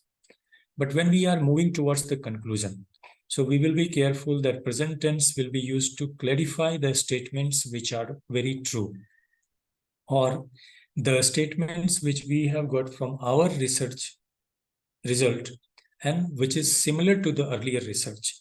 In that way, we can use the present perfect tense, that so-and-so has been found, or it has been found true, or it has been found there, it has been noticed that there is a similarity with the earlier research. In that way, present perfect can be used. Present tense can be used to apply the finding, state the implications, or suggest the future research. That means we can always say the research suggests that, or the relationship indicates that, or the results indicate that there is a relationship between these factors. So in that way, when we are saying about the findings, when we are giving some managerial implications, when we are giving some suggestions to the particular organizations or to the researchers, we can use the present tense while writing the conclusion. When we have to discuss about the future scope of a study, that what can be done further in this area, or how researchers can change the factors and they can look into different point of view for the current research. In that way, we will use the future or present tense both using the passive voice. That means it can be done, or it can be taken care of, or so and so factors may be included in future. So likewise, we can use in the conclusion when we are writing the conclusion. So this table indicates that what are the different types of tense which can be used in different section while writing the research papers. Now, this is the writing process, which yesterday we have discussed in brief also. that whenever we have completed the research work, when we have the entire data, when we have the research output, then how to actually write the paper. So already we have done the research work, and this is the time when we are putting each and everything in form of a paper, and we have to send it for the publication. So always we will start with the data analysis. That means whatever output we have got after application of any type of tool or software, we have to arrange the output in a synchronized way, in a chronological order. That means starting with the demography, then starting with particular characteristics, then coming down to the particular factors. In that way, we have to arrange the tables. And then below the tables, we have to write about the results. We have to interpret the tables and figures. There also, we should be careful. We have to follow some guidelines, APA guidelines. Somewhere in some guidelines, they say that when we are putting up, or when we are giving the names of the table or figures, it should be above the table and figures. Somewhere we may find below the table and figures. So that for that, we need to look into the journal guidelines, whether they say APA formatting or MLA formatting or Vancouver formatting. So for each and every type of formatting, the name of the tables or placing the name of the tables and figures will change, so that we can be careful when we are starting with the data analysis, results, tables, and figures writing. Second comes the literature review. There also we can use the different methods of writing. Somewhere you will see that we are writing literature review factor-wise. Somewhere we have only discussion, so that we can decide upon the journal direction, or mostly it depends upon the author that in which fashion we are writing the literature review. Apart of focusing upon the tense. So somewhere we can focus upon the paper-wise review also we can give. Somewhere we focus upon factor-wise also. We give a subheading under the literature review of particular factor, and then we discuss about the all available literature which we have collected on related to the particular factor. Somewhere we can start with the discussion also. So there are three types of arrangement of literature review which we can do while writing the literature review.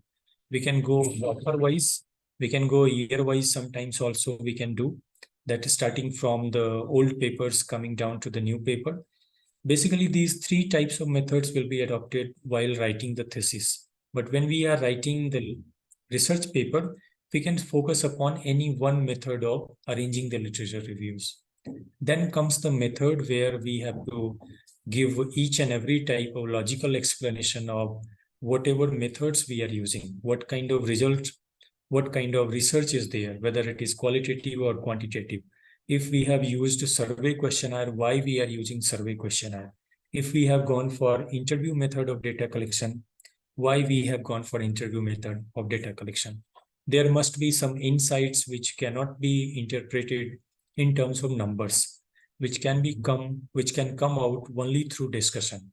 So that is the reason we have gone for interview method, not for the survey method.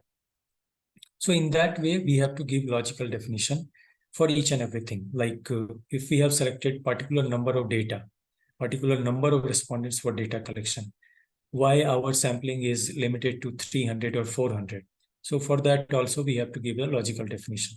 So each and everything we have to write in method section, and as if you remember, method section will always be written in the past tense. So that we have to follow. Then we have to come to the results. That when we are writing the results, we can follow the different types of tenses. And again, when we are writing or when we are discussing, reporting the results, we have to follow the chronological order, starting from the demography, then starting from the particular characteristics of the results, coming down to the factors or the measured results. So there also we have to follow the particular type of chronological order. If we have framed any type of hypothesis in our research paper, so there also we have to be careful that starting from the first hypothesis, coming down to the last hypothesis in giving the results. That order we have to follow under the results. Then we also need to check the tense, different type of tenses. When we are writing under discussion section, there also we have to follow the same chronology in which we have discussed about the results, in which we have given the tables and figures.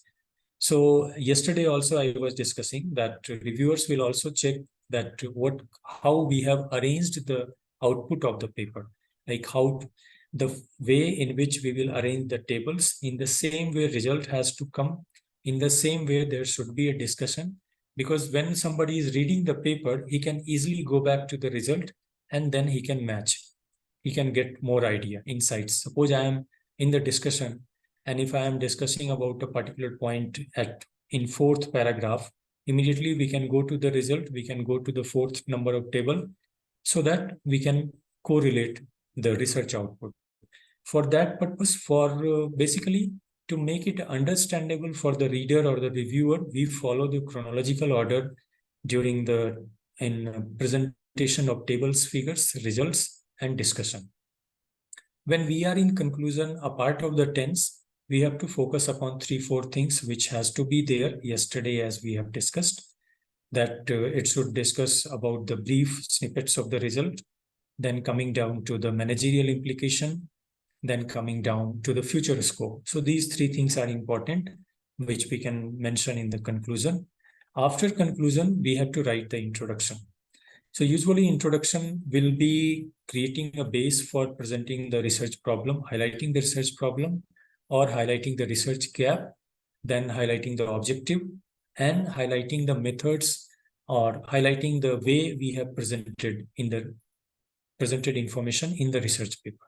So these 4 sections will be specifically in the introduction, and we have to follow the particular tenses. In the last, we have to write the abstract, because in abstract we are pulling content from each and every section.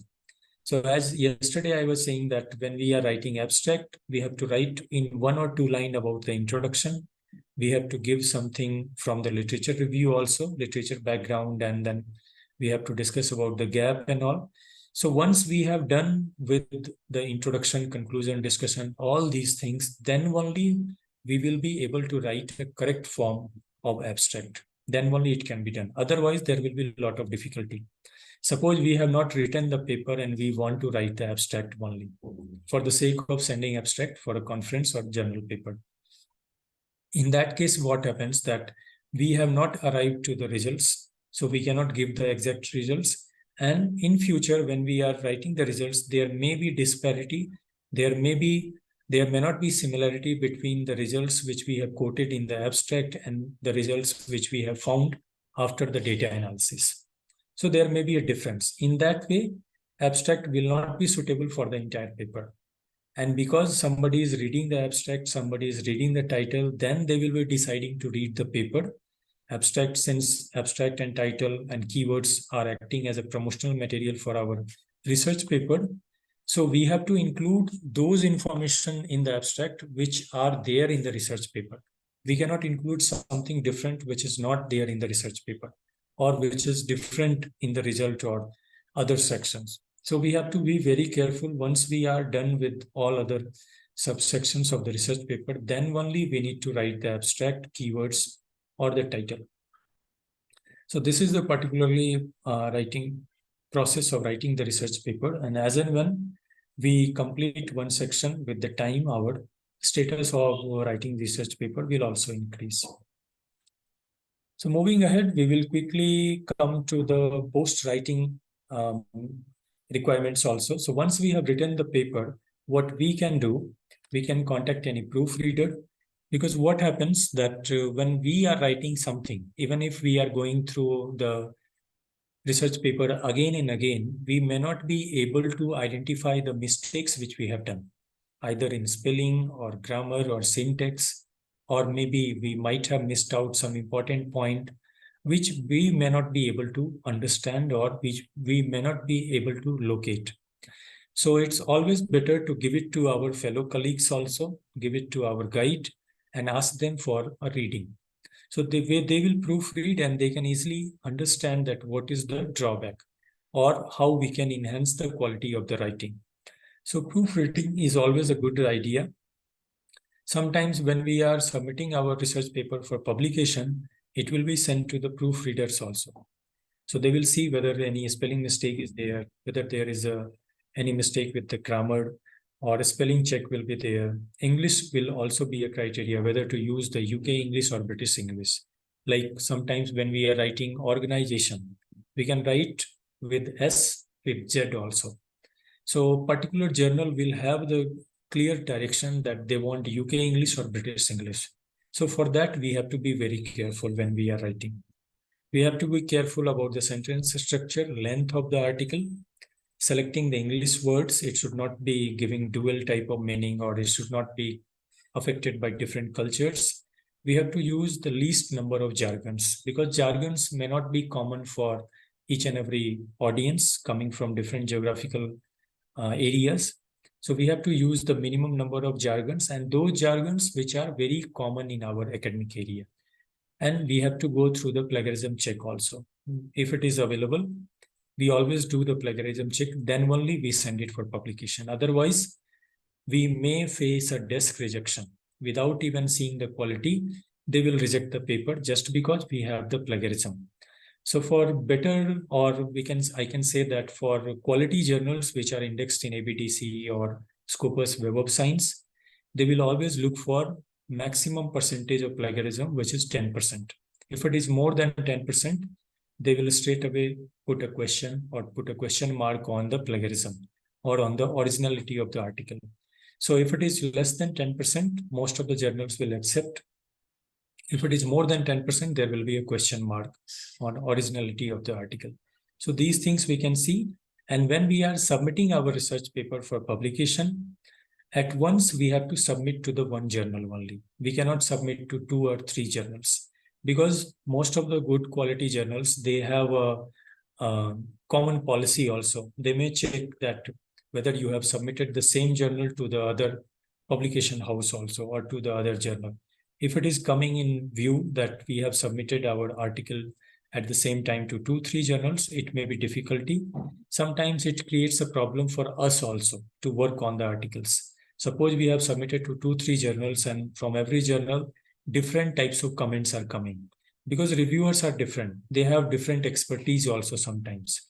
They may give some type of contrasting comments also. Somebody may say that our discussion is very good. Somebody may find drawbacks with the discussion. So ultimately, author will get confused that which is right, which is wrong. And there is nothing right or wrong directly in the research. It depends upon the perspective of the reviewer or their expertise also. Mostly they try to enhance the quality. So if we are sending our paper at once to only one journal, that is the best. So we can work on the review, and then we can expect the acceptance. Then we have to match the journal aims and scope, acceptance rate, response time, impact factor we have to check. Impact factor should be high. If it is more than 5, that journal is very good. Site score also we can check. If the journal site score is more than 10 or maybe at least more than 5, then that journal will be a quality journal. So seeing all these things, we can decide that which journal I should submit my paper. We have to see the aims and scopes should be similar. That means in which area journal is accepting the paper. What is the acceptance rate? What is the response time, impact factor, and site score? And whenever we are submitting our journals, we have to wait for the reviewer's comment. Reviewers sometimes may take 3 weeks times or 4 weeks times. So ideal time given for the reviewers is around 1 month. Some journals may ask us to submit the review within 3 weeks also. Maximum time will be given 3 months also sometimes. So it is the duty of reviewers also to review the article as soon as possible. And when as an author, we are getting the review comments, it's our duty to immediately work on the papers and return it back.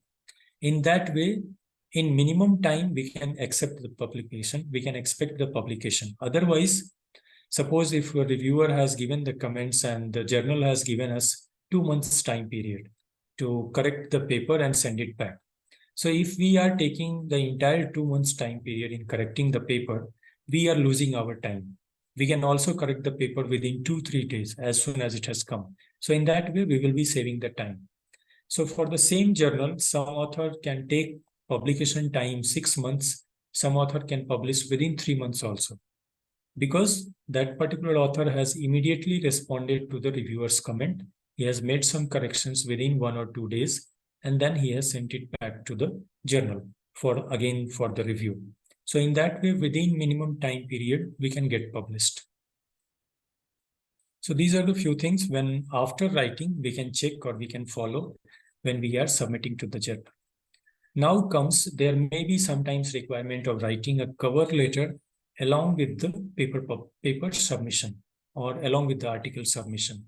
So there are a few things which we can make a note or which we can ponder upon when we are writing the letters, cover letters especially. Sometimes you will find that we have an option of writing cover letters. So either we have an option or it is mandatory. Always we shall try to draft a cover letter and send it along with the research paper. We can address the editor by their names if we know them. Otherwise, most of the time, if we are not knowing, we don't know personally the editor, we have not communicated to them earlier, then always we can write dear editor or to the editor. Likewise, we can address. We shall not include the name, even though editor's name will be there in the email which we are getting after the review and all. Or we know who are the editors, we shall not address them by their name if we are writing a letter. Because when we see the journal website, easily we can find who is the editor of the journal or who is the particular editor of this particular issue. So sometimes it happens that out of more enthusiasm, we may write dear so-and-so. That we shall avoid. We cannot write. We can only write dear editor. Second, include your manuscript title and the name of the journal. So always when we are writing, we shall include the title name, and we should always say that for which journal we are going to submit this paper, for which journal we are writing this cover letter, because that particular editor may be working as editor for more than one journal also. It may happen. So if we are not mentioning the name of the journal, that for which journal we are sending this paper, that particular editor may be confused that for which we are sending it, because they may be downloading it in their system in a different way. There may be more number of cover letters, more number of articles given by us. In that way, it will be confusing. So always we shall mention the name of the title and journal name so that it will be clear for them to understand. We have to always make it clear that we have not submitted this paper in another journal. There should be, we shall always acknowledge, we shall always give a statement of declaration that this particular research paper is submitted to this particular journal. It has not been given for consideration to any other journal at present. And then we have to briefly describe our research, that what kind of research we have done, why it is important for the researcher community, who will be benefiting with the research output, and who are the readers group or for whom it has been written, who is my target audience. So these things we can include briefly, and we can declare if there is any conflict of interest, or if more number of authors are there, we can declare that what was the responsibility of different authors. If somebody has helped me in designing the research, if somebody has helped me in proofreading, we can mention, we can declare. And then we have to include the contact information also, such as mail ID, phone numbers, or seed IDs, or ID of the research gate, that can be included in our cover letter. So we can see a sample cover letter also. So I hope that is a little bit visible because the entire cover letter was not coming into one slide. So here we can see that it has been mentioned, the name clearly has been mentioned. That means the author who has submitted, given this cover letter, they know the editor by name. That is why they have included the name and they have given the designation of the editor. The date has been given, and then they have started that for which article they are submitting. Like they have mentioned that we wish to submit an original research article entitled XYZ. So it's a sample letter which I have collected from Taylor and Francis website. So we will mention the name of the article and consideration by Science Experiment Journal. That means we are giving the name of the journal also. So name of the article and name of the journal, both we are giving. So likewise, other information will come, like what is the purpose, who are the readers, what is the gist or what is the brief of our paper, what kind of implications may be there, for whom it will be useful. And then we need to give the details of our contact also. So these are the few things which we see in a particular cover letter. This is required. Then last topic, which is also important, I will say that it is the editing services. So sometimes after understanding all these things also, suppose if we don't have a good background in English, so most of us will face this issue at some point of time. I also have faced, because when I was publishing my article in a good journal, I had a comment from reviewer that the English language which I have used is not up to the mark. So I had to go with the editing services. So these editing services is available from major publishers also. So this is a screenshot taken by the Elsevier publisher. They also provide editing services. Different types of editing services will be there, such as related to language, translation, editing services for the PhD thesis or group deals. So different options are available. We can take services from the publishing houses. This is available from Taylor and Francis. They also give editing services, translation, format, checking related to plagiarism. And whenever they provide these editing services, what they will do, one editor will be, one service provider will be for specifically for English. They will also provide two persons for from the same subject area, because what happens when they are working on English, they will also be careful that there should not be any change in the meaning as per the academic area or as per the particular stream of academics. Because I said that for particular academic area, we have different types of technical words. So they will be very careful. They will use the English editing services. Then they will send it to one or two area expert in the same area, so that they will also check that there should not be difference in the meaning stated by the author.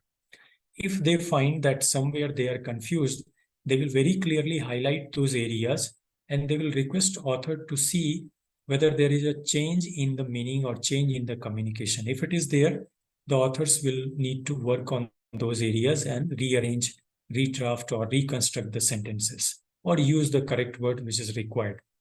So likewise, whenever we are doing editing services, they don't only see the English, they also see that because of change in the English grammar or syntax, there should not be any change in the communication or meaning of the sentence.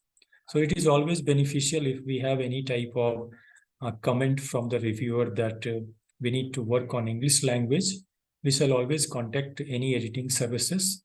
If we are contacting these publishers, charges will be little higher side, but we have many private agencies also. For example, there is a publisher, there is an editor which is called as Paper True Services, which is very cheap. Like if we are writing any article which is around 7 to 9,000 words, they may be charging anything around, I guess it is around 8,000 rupees in INR, or between 8 to 10,000 rupees will be charged for anything between 7,000 to 9,000 word of paper. And they will take around 1 week time. They will also go for English related test for the paper, and they will send it to one or two academic expert in the particular area. We will get the comments and we can always check throughout the paper that whether there is a change in meaning. They will always highlight those areas wherever they have made any changes. So they will send you an original file, they will send you an corrected file, and they will also send you the edited file in which they have made some addition. So you can always highlight those areas, you can click and you can see how they have made changes.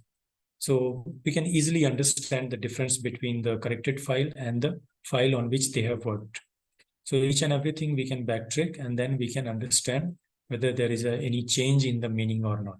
If there is any change and we think that communication is being changed, we can always make it in the original form, or we can use the different words. So these are the few suggestions for editing services also. And this is it from my side for today. If there is any question, you can unmute and you can discuss, you can ask me, or I will request Chandramohan sir to take up some questions if it is there in the chat box.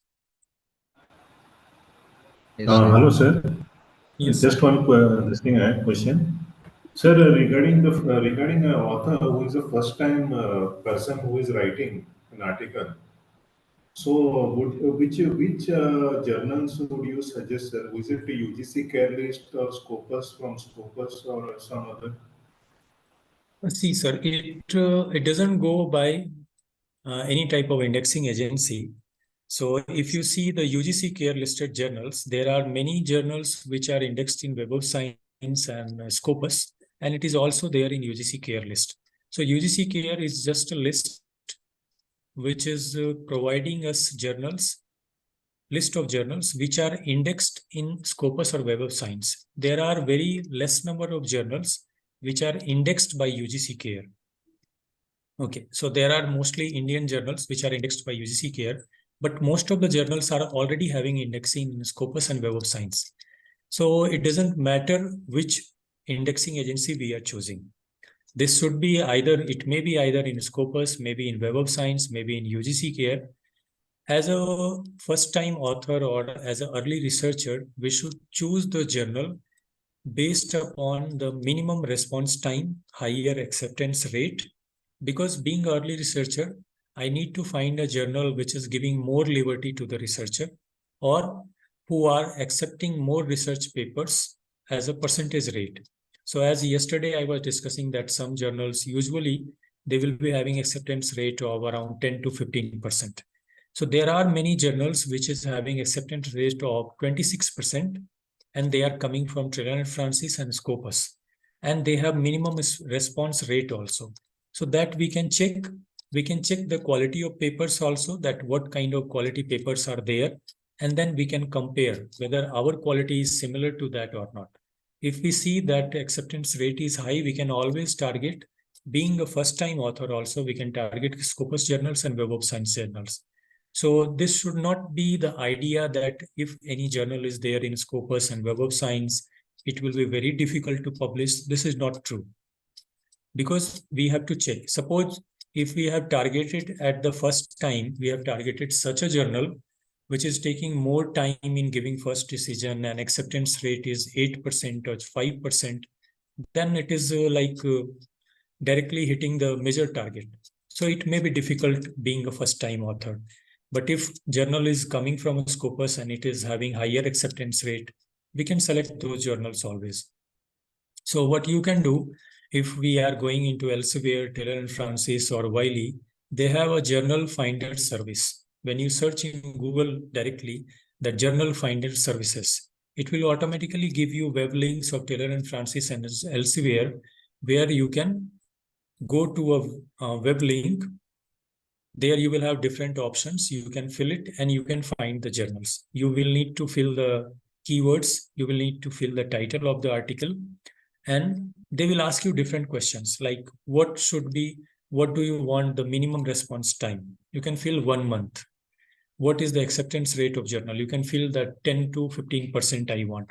So they will filter out those journals for you which are similar to your keywords, which are similar to your title, and which are publishing journal with that particular acceptance rate, and which are having those type of minimum response time.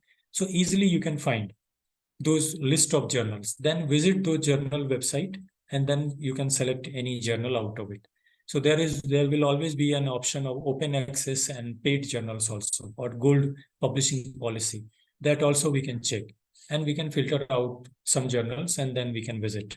So in that way, being an early researcher also, we can find good journals and we can get it published. Okay, sir. Thank you, sir. Thank you. Any other questions, dear participants?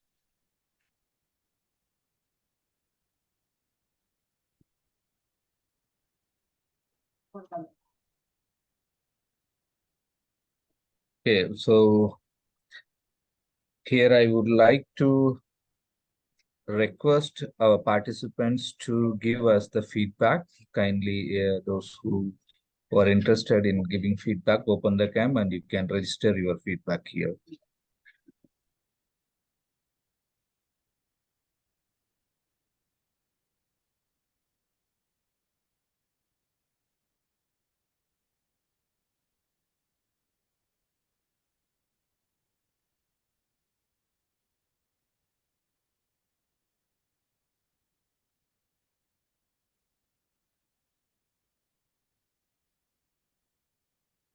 Okay. Thanks. I can read it. A few of them are responding in the message. I thought to collect a video feedback. Thank you, Sudha. Very fruitful, sir. Both sessions are well. Thank you, Mervyn, Jason, sir. Yes, I can see a team now.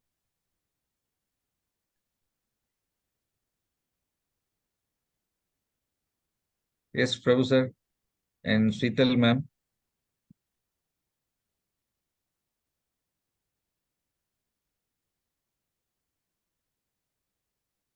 Yes, Sheetal, ma'am.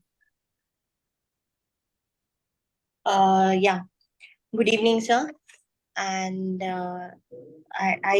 when sir was dictating and teaching, and I realized that every time my guide, I'm a PhD scholar, so every time my guide used to like, how are you writing this?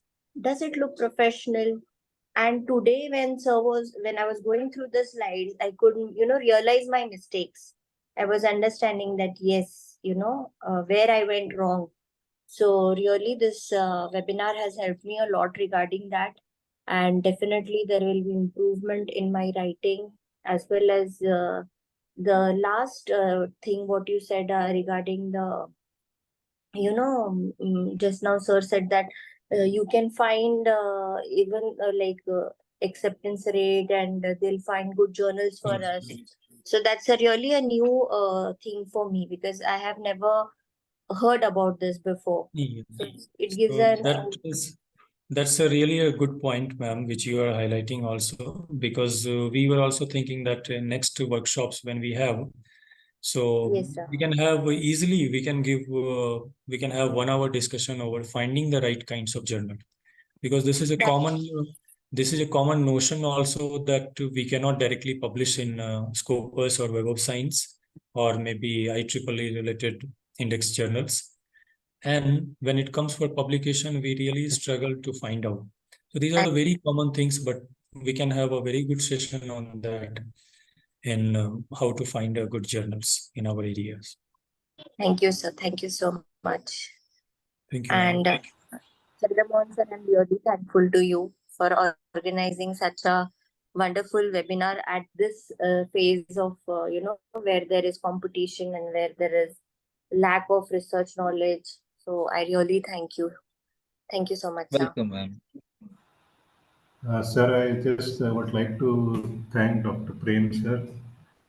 I felt really he's been so accurate and straight to the point, and so he's been able to clarify each and every point actually.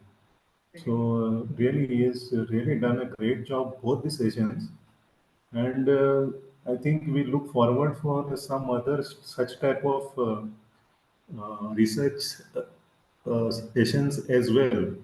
So maybe, as sir said, we could think about some things henceforth. So hope Mohan sir can organize some programs. Thank you. Thank you, Yes, Terence, sir. sir. We will certainly include few more topics, and in this regard, I will request participants also that if they want to associate with our team, or they may be, if they want to hear me again, then you can give some ideas of the topic which you may be struggling, or you may find that it is very important area for you. You can give us in the WhatsApp group also, and in near future when we are planning these sort of programs, we will try to include those topics. That will be really good for us. I have written in the chat box, sir. Yes, sir. Thank you very much, sir. Sir, Prem sir and Kumar sir, thank you so much for organizing this. 1 minute, sir.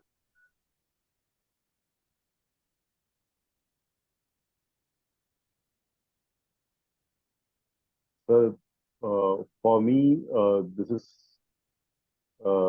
mindset transformation session. Generally, my mindset was research is a dry subject, and this is the first time I'm understanding one. And for me, this could be a icebreaker session. And this is an introduction session for my daughter, Diksha, and her friend, Monisha. So we all, for the past 2 days, we all three of us joined together in this learning session, and we all felt useful. I mean, I believe they also acknowledge the same. Yes, it was very useful. Thank you very much.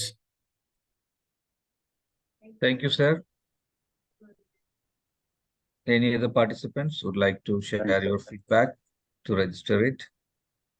So that will give us support actually. So the way you give feedback and suggestions will improve the webinars content, and we will also be happy to do that.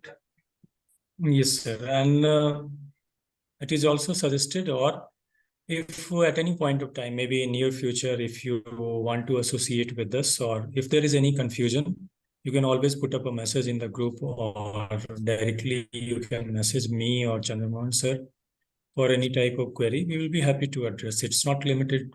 That is not limited to the webinar itself, because in researcher community, we don't know where, again, we will meet in different webinars or conferences. And so let it grow as a network also, that whenever you have some kind of difficulties or doubts, you can always reach out to us directly.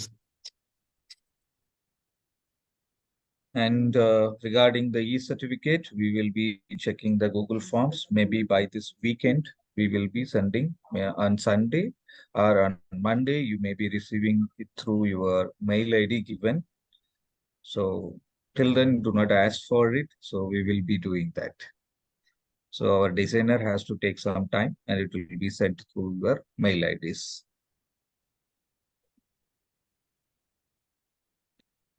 And yes, thanks to all the participants. Even today, we had a new participants, 4 or 5, and totally we have more than 50 participants.